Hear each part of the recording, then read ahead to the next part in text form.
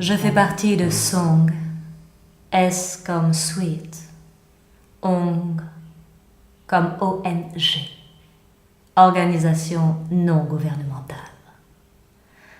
De quoi on s'occupe? De relations internationales.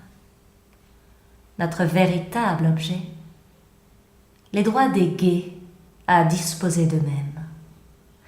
On parcourt le monde à la recherche du temps perdu par nos libertés individuelles.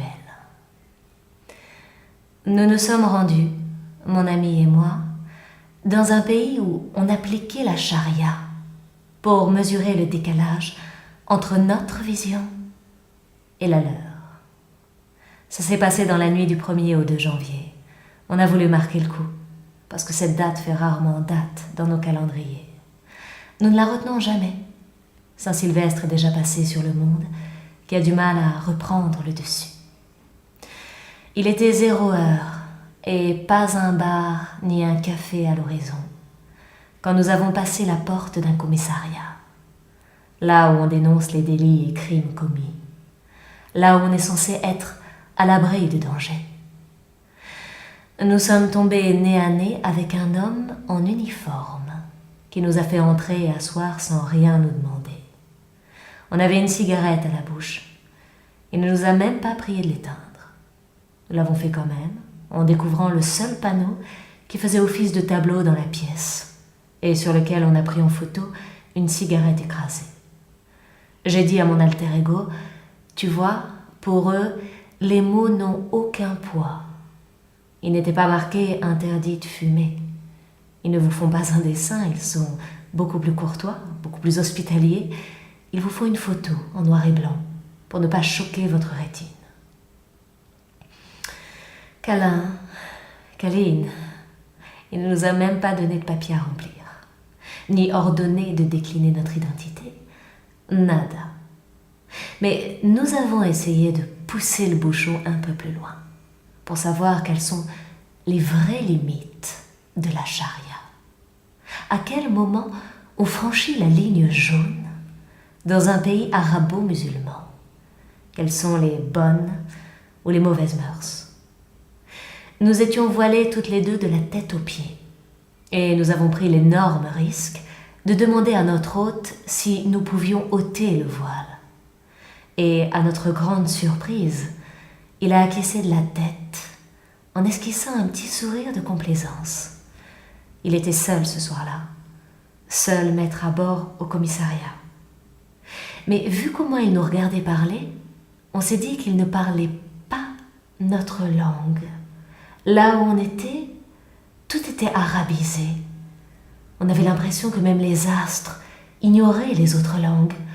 Le croissant de lune, le soleil qui ne décline jamais, les nuages qui ont une peur bleue de montrer le bout de leur nez, et notre gendarme. Je dis ça parce qu'il était armé jusqu'aux dents, avec des incisives en or massif, s'il vous plaît. Pour le prendre en flagrant délit d'intolérance, nous avons décidé de nous déshabiller en sa présence, d'ôter nos vêtements, en se disant que la tenue d'Ève ne devrait pas indisposer les gens du Coran. C'est écrit noir sur blanc. Et nous nous sommes mis à poil. Nous étions toutes nues, à quelques mètres de l'homme censé appliquer la loi la plus dure qui soit. Il a levé les yeux au ciel, puis il a baissé les yeux, comme pour ne pas nous indisposer. C'était cruel de notre part comme examen de conscience. Mais on ne faisait rien d'autre que notre devoir, détecter les vices et les sévices de toute culture, pour mettre à mal tous les lieux communs. Et puis, il s'est approché de nous et servi un thé, un peu froid, parce que son thermos n'avait pas l'air en bon état de fonctionner. Il n'avait pas de bouchon, mais le thé était bon. Et notre hôte, presque parfait. Il avait l'air heureux de servir son prochain, même s'il est étranger. Il ne pouvait pas deviner un seul instant que nous étions des taupes au service d'une organisation qui voulait porter atteinte à sa nation et à sa religion. Mais l'homme restait debout. Nous étions assises, et pour tenter le tout pour le tout, nous avons décidé de faire l'amour, à même le sol, en y mettant le paquet, la chaleur et la volupté, tout y était. Les douleurs agrippées au bonheur et la joie de transgresser à ce point l'interdit. J'ai levé les yeux et j'ai vu l'homme transpirer. Il s'est aussitôt emparé d'une serviette en papier et s'est essuyé le front. Puis il s'est enfin résolu à l'ouvrir et dire le seul mot qui n'a pas besoin de traduction. Allahu Akbar. Nous nous sommes relevés, habillés, et lui avons même serré la main avant de s'éclipser, ne sachant plus trop quoi penser de l'autre, de nous-mêmes. Dieu est grand, en effet.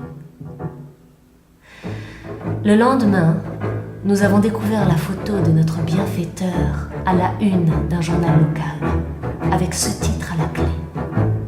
Un policier s'est immolé par le feu, sans avoir exprimé la moindre revendication.